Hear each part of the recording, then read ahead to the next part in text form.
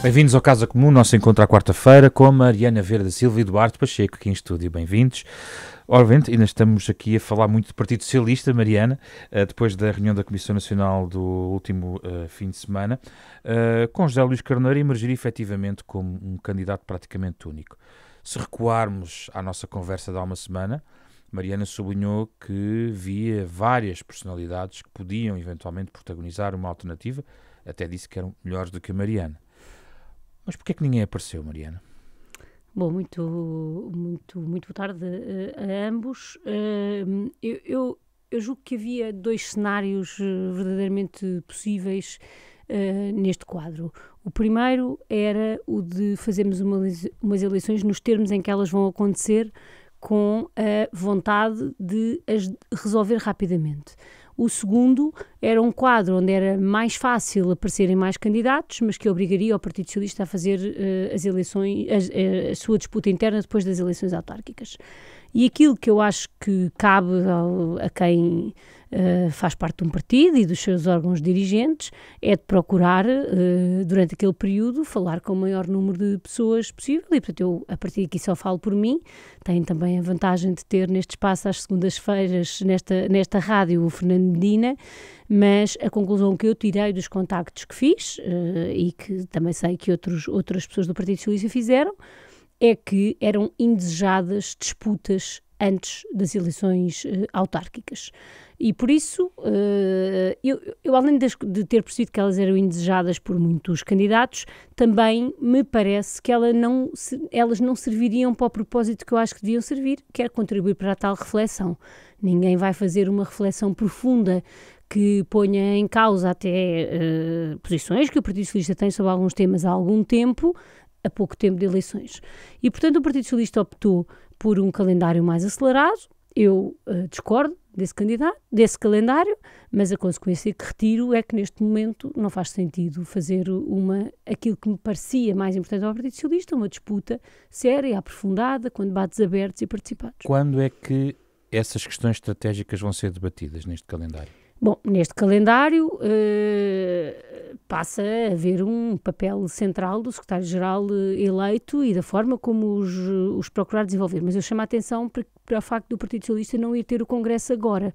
O Congresso ficará na mesma para um período posterior às eleições autárquicas. Ou seja, os órgãos são os mesmos. Os órgãos ficam os mesmos e isso parece-me que pode permitir que o Congresso, mesmo já com o secretário-geral eleito, possa ser um espaço onde até se aprove um modelo para podermos fazer esta discussão. Da minha parte, porque um militante de um partido também deve poder fazer a sua parte, eu julgo que procurarei continuar a falar destes temas em todos os sítios que puder e pensar individualmente, em pequenos grupos, quais são os caminhos que o PS precisa de percorrer para o seu objetivo principal, que é voltar a merecer a confiança dos portugueses.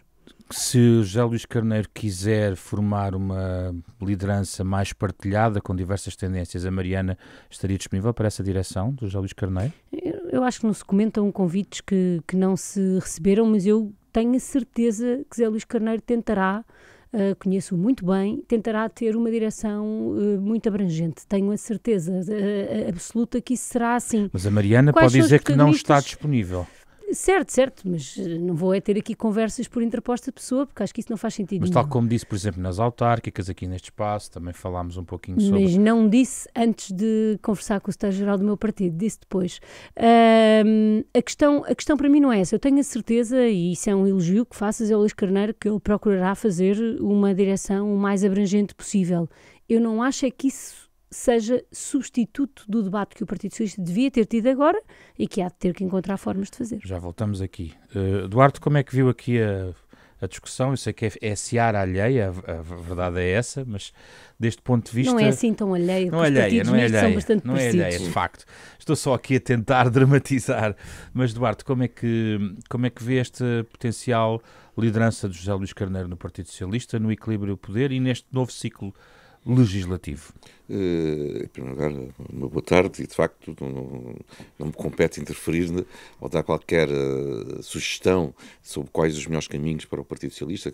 Eles farão a sua reflexão. Mas, no entanto, posso só fazer 2 comentários. Eu compreendo que, em termos teóricos, haver um momento de reflexão e posterior a eleição do líder que encabece as soluções que foram encontradas nessa reflexão era o ideal. Compreendo, no entanto, que facto ao calendário eleitoral autárquico que temos pela frente. E, por outro lado, ao início de uma legislatura em que há algumas definições, muitas, aliás, têm que ser feitas, que porventura ficarmos em banho-maria à espera dessa reflexão e depois da eleição do líder, podia fragilizar ainda mais a posição do Partido Socialista. E que, portanto, a solução encontrada, de avançar desde já, pode ser a mais adequada. No entanto, a reflexão tem que ser feita, porque não basta substituir uma pessoa por outra. Aquilo, por exemplo, que se viu nos últimos dias foi constrangedor e lamentável. De muitas das pessoas que andaram ao lado de Pedro Nuno Santos a defender as suas posições, em debates, em conversas mais informais, de repente só veem defeitos naquilo que foi a gestão recente. E isso é lamentável, porque as pessoas têm que ser solidárias nos bons e nos maus momentos. Mas nos partidos é assim. As pessoas rapidamente mudam de camisa, muitas vezes, para se tentarem perpetuar nas suas posições. Hoje vou dar um bocadinho mais espaço à Mariana neste espaço. É natural. A Mariana sublinhou, penso que através até das redes sociais, um desagrado em relação ao que foi publicado, em relação àquilo que terá acontecido ou não. Eu não sei se a Mariana pode aproveitar para clarificar, ao nível das ideias que, digamos, na liderança do Partido Socialista, abrangente, havia em relação à posição do secretário-geral, nomeadamente em relação à Comissão de Inquérito e ao processo anterior. Está desencantada com esse processo? Ficou desiludida com camaradas seus do partido? Bom, só 30 segundos para dizer que, compreendendo aquilo que disse o Duarte Pacheco, eu entendo que as próximas decisões que o Partido Socialista tem que tomar beneficiam de serem tomadas numa lógica de colegialidade.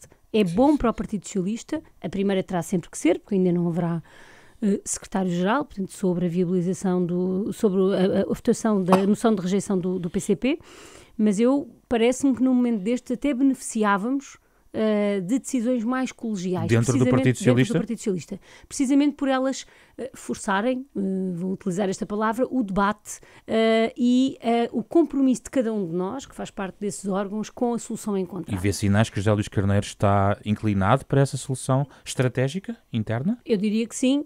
Nos primeiros dias não, mas nas últimas intervenções de José Luís Carneiro pareceu-me que sim. A notícia do Público do último sábado, que eu desmenti na medida em que posso desmentir, porque eu não estive em nenhuma reunião como aquela que me parece estar descrita na notícia, desagradou-me por 2 motivos. Primeiro, porque nós temos de compreender que o processo de decisão política, aliás, o processo de decisão, no geral, quando é feito em grupo, às vezes uma pessoa tem uma posição no início e depois outra diferente no fim, evolui o seu posicionamento à medida que a discussão decorre, e acima de tudo, quando um grupo toma uma decisão, todos temos que ser solidários com essa decisão. Até porque existem instrumentos quando nós não queremos, ou quando nós queremos manifestar a nossa discordância. Nesse momento, na altura conversámos aqui sobre o facto de Fernando Medina ter feito uma declaração de voto sobre esse momento. E essa é a forma justa, porque não é a posteriori... Mas foi o único a fazê-lo. Foi o único a fazê-lo. E, portanto, eu na altura aqui elogiei e até me perguntou diretamente porque é que eu não tinha feito.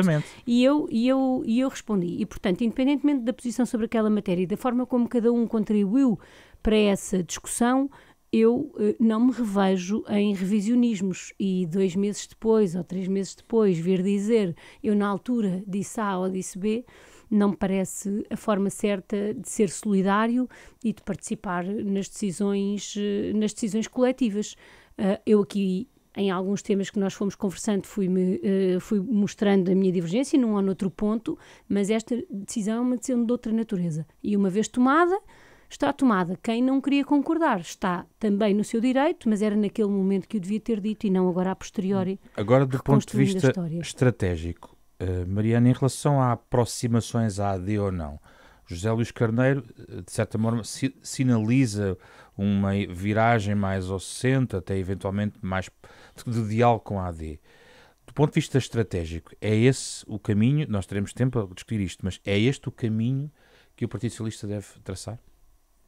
Bom, esse era um dos temas que eu julgo que se beneficiava com um debate mais aberto, mas há 3 elementos que eu queria destacar. O primeiro é que fica claro para mim que a instabilidade política só beneficia o Chega e, portanto, o contributo para a estabilidade política deve ser um objetivo fundamental do Partido Socialista, não apenas por isso, mas também por isso, porque a democracia também é feita deste retirar de conclusões daquilo que o eleitorado nos diz.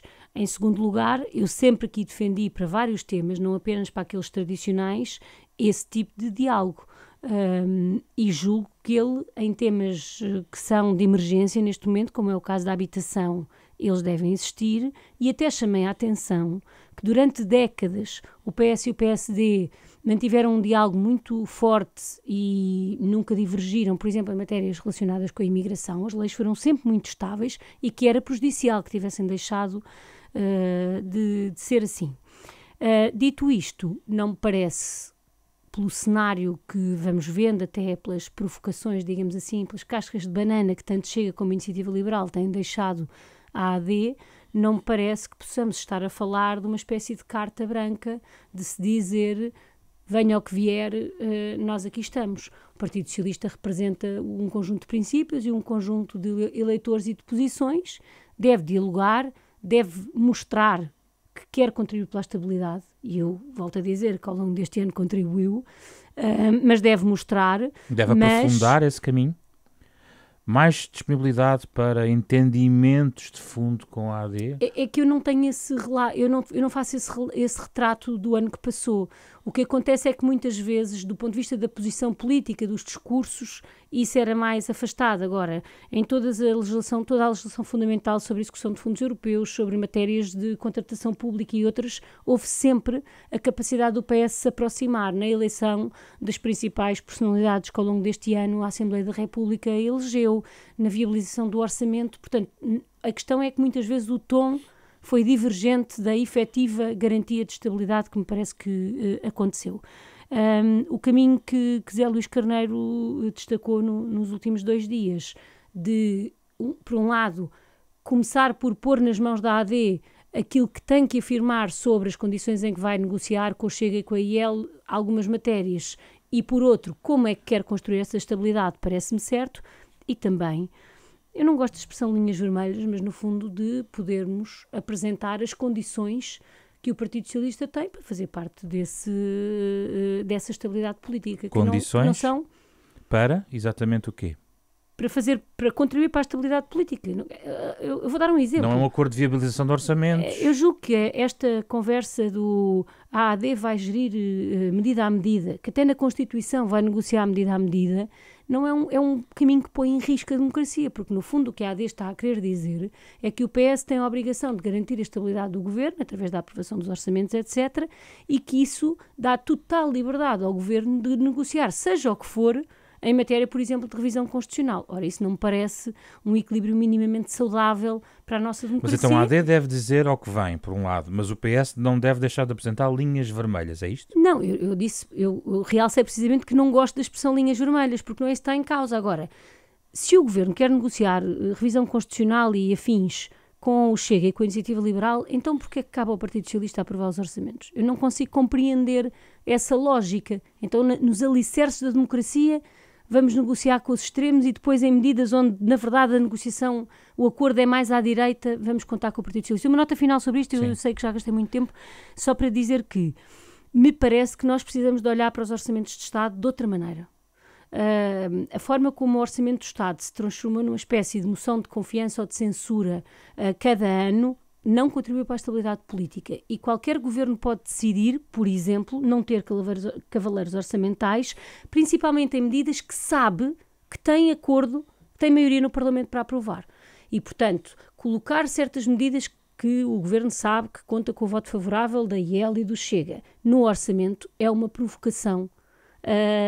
E eu julgo que a AD, isto para dar exemplos de decisões que a AD também deve tomar, porque não há nenhuma razão para, às vezes, pôr determinada legislação dentro do orçamento. Se tiver o acordo do Partido Socialista, ou pelo menos a ideia de que o Partido Socialista não vai inviabilizar o orçamento. Certo, mas se lá colocam legislação que tem espaço para aprovar de outra maneira, só como um instrumento de provocação, aí quem não está a contribuir para a estabilidade política é a AD. Agora o Duarte. Já agora sobre esta questão do orçamento. Tenho aqui várias para o Duarte, mas esta questão do orçamento, o que é que pensa, Duarte? É para termos um especialista.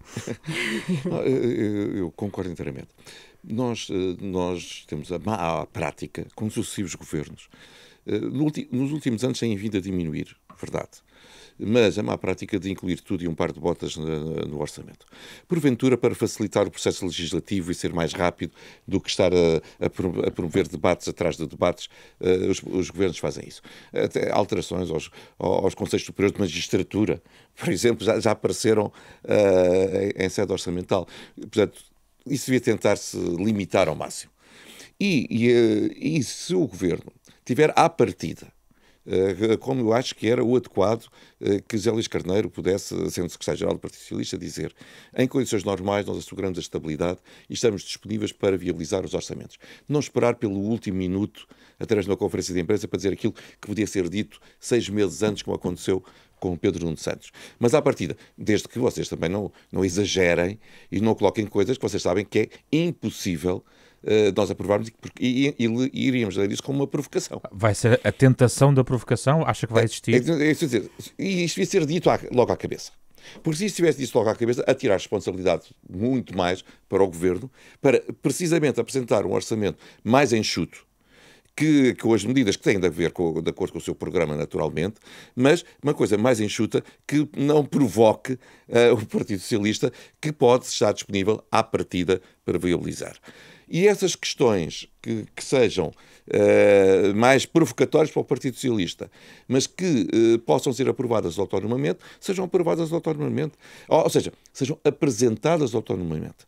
Porque quando se apresenta, pode ser aprovado, pode não ser, mas sejam apresentadas autonomamente. E aí o Partido Socialista estará livre para votar contra e, porventura, o PSD ter o acordo com o Chega para as viabilizar. Já não vamos ter o tempo que ia para falar da revisão constitucional e por isso vamos reservá-la para termos mais tempo para isso, no seu conteúdo. Ainda assim, Duarte, a ideia, por exemplo, de um acordo escrito para a governabilidade, que ontem começou a circular eventualmente... Não acredito. Sinceramente, não acredito, porque o Partido Socialista dificilmente sabe. Isso era uma ligação quase... Mas pode o Presidente querer impor de alguma forma. O Presidente sabe que entre aquilo que seria, na sua perspectiva, o ótimo e aquilo que é capaz de acontecer, salvaguardando a situação de estabilidade imediata, prefere a segunda solução, porque a primeira é muito difícil. É muito difícil porque isso significava, de algum modo, um compromisso com o Partido Socialista. E do Partido Socialista, que eu penso que não estará disponível para o formalizar neste momento. Mariana, acha que faz sentido o acordo escrito, ou no sentido, acha que isso é um cenário que o Partido Socialista deve, de certa maneira, entrar? Eu julgo que não faz sentido e obrigaria aqui a um período que é incompatível com o trabalho que temos pela frente. E queria dizer também porquê. Vai ser impossível, por razões que aqui já falámos e que durante a campanha não falei por não estar cá, mas todos os últimos indicadores designadamente económicos, quer a evolução da economia, quer as perspectivas económicas da Comissão, quer este alerta que a Comissão aqui agora deixa sobre a evolução da despesa pública, vão condicionar muito o cumprimento até do programa da AD, como aqui fui sempre dizendo. E, portanto, nós não temos condições para agora, à partida, decidir caminhos por 4 anos e nem faz sentido que o Partido Socialista o faça, porque o Partido Socialista tem que se constituir como alternativa. A alternativa não é a oposição pela oposição, a alternativa é explicar o que é que faria diferente. E, portanto, eu julgo que somos adultos todos, é possível fazer debates sérios e com calma, mas não seria bom a ideia de um compromisso escrito entre o PS e o PSD, por razões várias. Um dia, se acontecer alguma calamidade, poderá ser necessário. Sim. Enquanto não é necessário, estes dois partidos revezam-se ou alternam, não no poder, mas nas políticas. Eu queria só perguntar ao Duarte, na semana passada, só ainda na questão da revisão constitucional, o Duarte sublinhou a importância de incluir o Partido Socialista nesse diálogo, mas neste momento já temos muito a posição da Iniciativa Liberal, o Chega e da AD.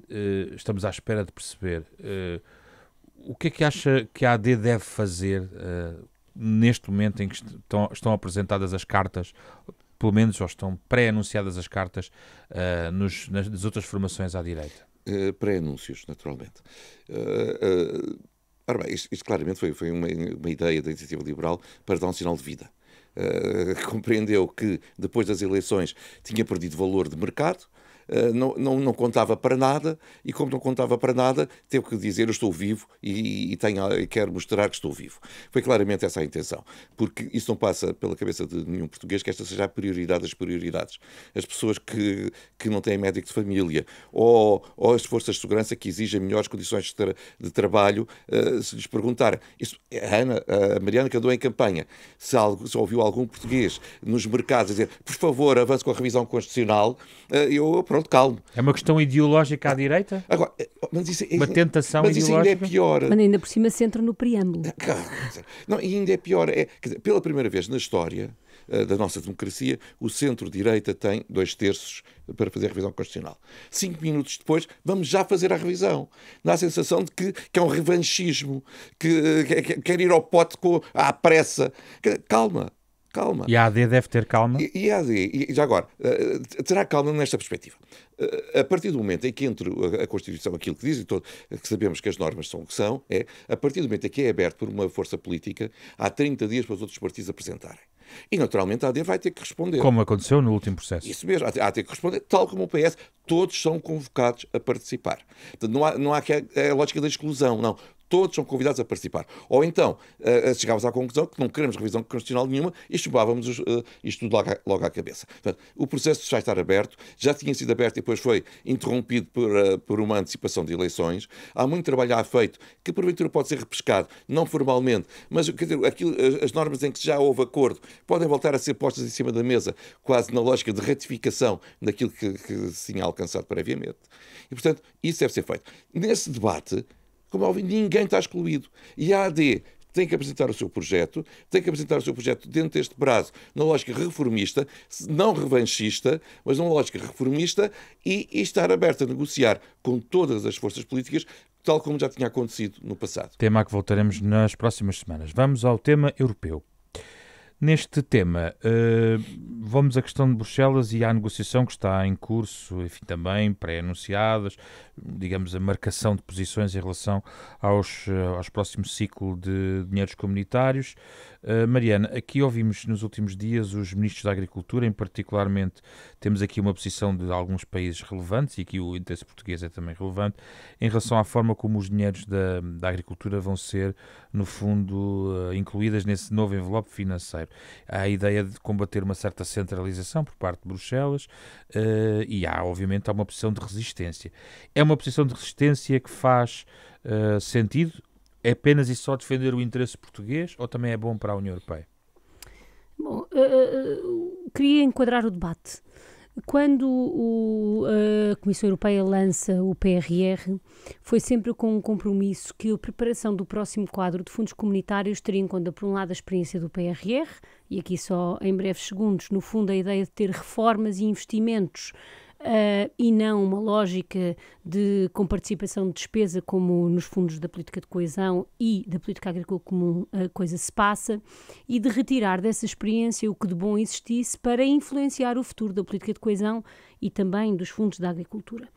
Ora, eu não vejo essas conclusões a serem tiradas ainda, em parte porque ao longo deste período as regras do PRR também se foram aproximando mais da política de coesão. E julgo que é perder uma oportunidade não introduzir esta lógica das grandes reformas e dos grandes investimentos. E relembro que a agricultura também tem medidas no PRR e, portanto, seria uma lição bastante relevante e importante, porque desperdiçamos a capacidade de inovação e a tentativa de desburocratização, sendo que é preciso avaliar se efetivamente desburocratizou ou não, temo que não, para a sua migração dessas regras para a política de coesão.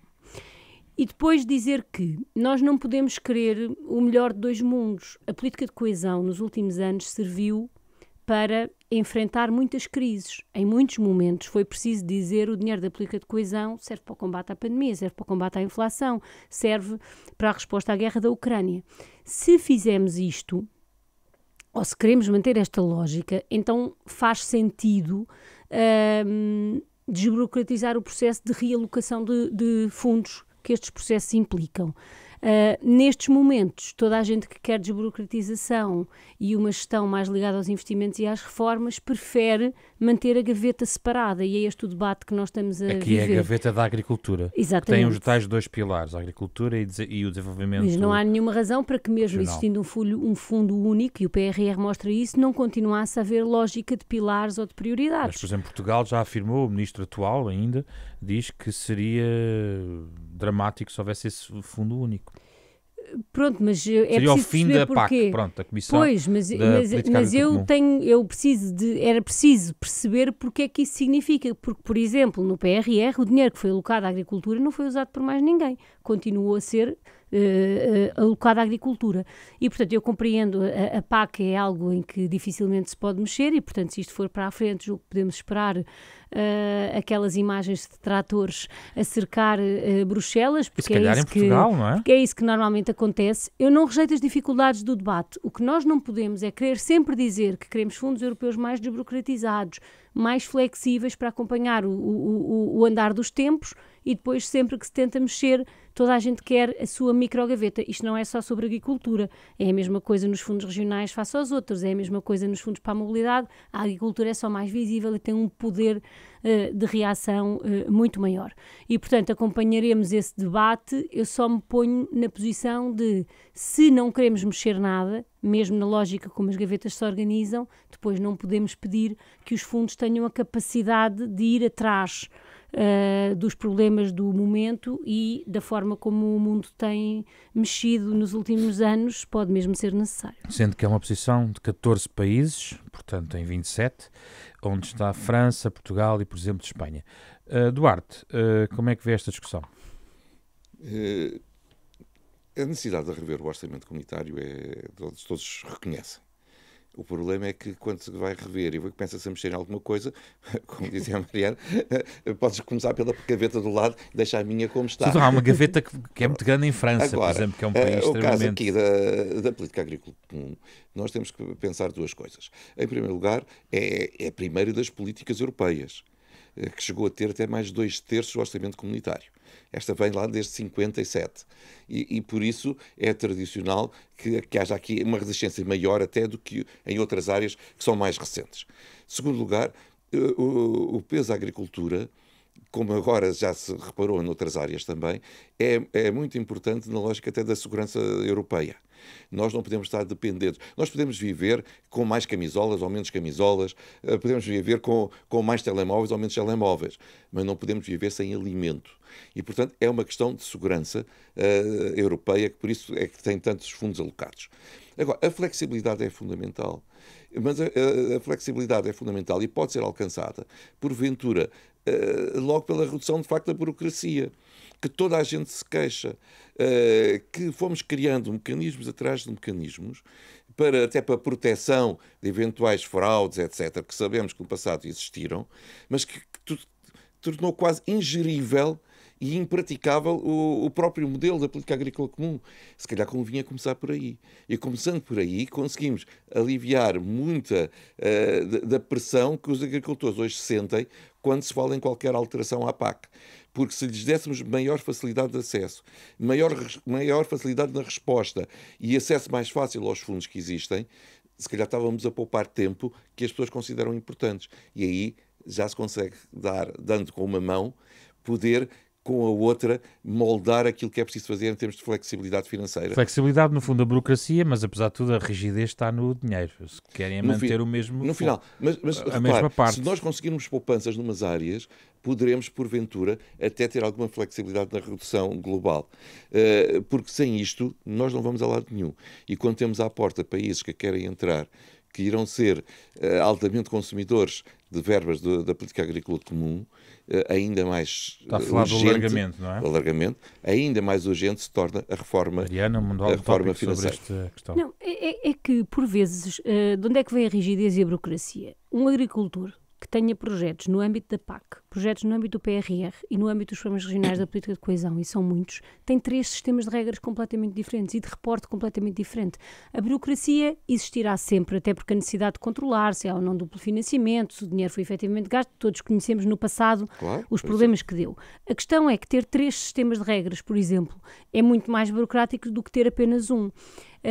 É evidente que me parece que este combate não é apenas pelo volume de financiamento, porque isso até seria fácil de garantir, pelo menos num primeiro quadro.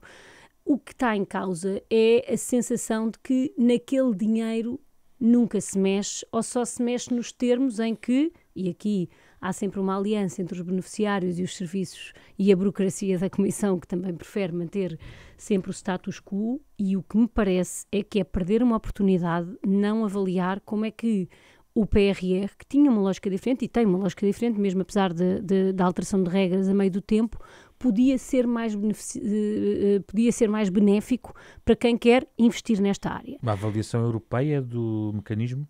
Sim, mas também nacionalmente nós perguntámos qual destes 3 modelos de investimento é que existe neste momento que foi mais...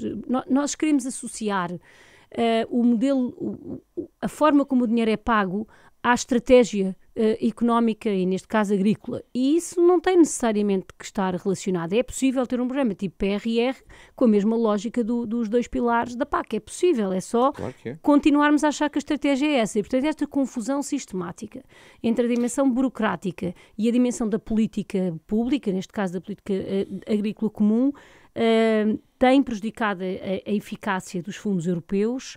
E sempre que alguém tenta mexer nela, este bloqueio também não é... Só para rematar. Tem muito a ver com isto que a Maria estava a dizer, com o poder. Há pessoas que têm poder e que percebem que vão partilhar esse poder com terceiros e não estão disponíveis, porque ninguém quer partilhar o poder, mesmo que no seu íntimo reconheça que isso melhora a eficiência do modo como o dinheiro é gasto. Duarte e Mariana, encontramos-nos na próxima semana. Foi o Casa Comum desta quarta-feira. Euronet Plus.